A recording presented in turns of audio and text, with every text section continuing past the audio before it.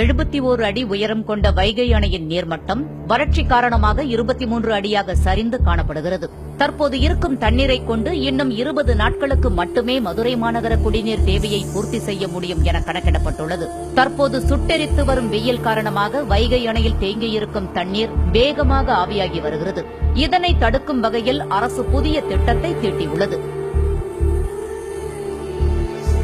இதற்காக சாறை சாறையாக வாகனங்கள் அணிவகுக்க அமைச்சரும் மாவட்ட ஆட்சியர்கள் உள்ளிட்ட அதிகாரிகளும் வைகை அணையை நோக்கி படையெடுத்தனர்.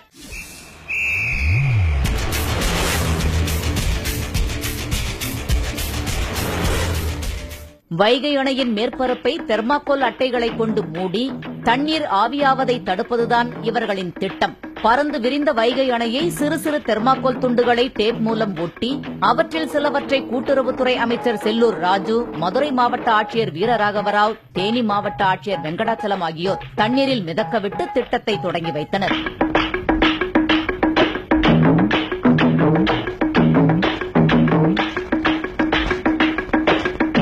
பத்து சதுர கிலோமீட்டர் பரப்பளவு கொண்ட வைகை அணையை வெறும் 300 தெர்மாக்கோல் அட்டைகளை கொண்டு அமைச்சரும் ஆட்சியர்களும் வெப்பத்திலிருந்து காக்க முயற்சித்தனர். இதற்கு 10 லட்சம் ரூபாய் செலவானதாக அமைச்சர் செல்லூர் ராஜு தெரிவித்தார். எல்லா பகுதியிலும் அனைத்து பகுதியிலும் இல்ல, ஏறத்தாழ 200 ஸ்கொயர் ஃபீட்ல இதை போடுறதற்கான முயற்சிகள் இன்றைக்கு எடுக்கப்பட்டிருக்கிறது.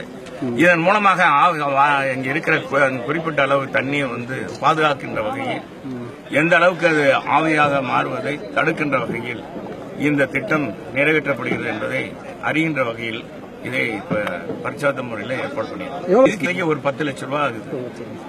பரிசல் மூலம் அணையில் மிதக்கவிடப்பட்ட தெர்மாக்கோல் அட்டைகள் பரிசல் கரை திரும்புவதற்குள் கரை திரும்பி காற்றில் தரையை நோக்கி பறக்க ஆரம்பித்துவிட்டன.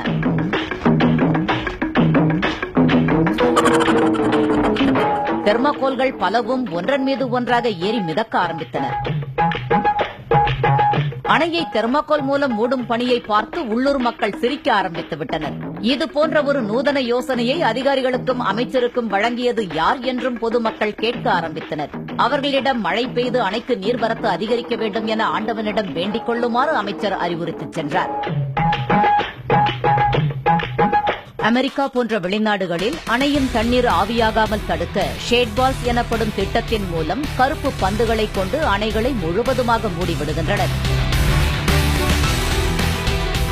இப்படி செய்யும் பொழுது சூரிய வெப்பத்தை கருப்பு நிற பந்துகள் கிரகித்துக் கொண்டு தண்ணீரில் வெப்பம் ஊடுருவாமலும் தண்ணீர் ஆவியாகாமலும் தடுக்கப்படுகின்றன.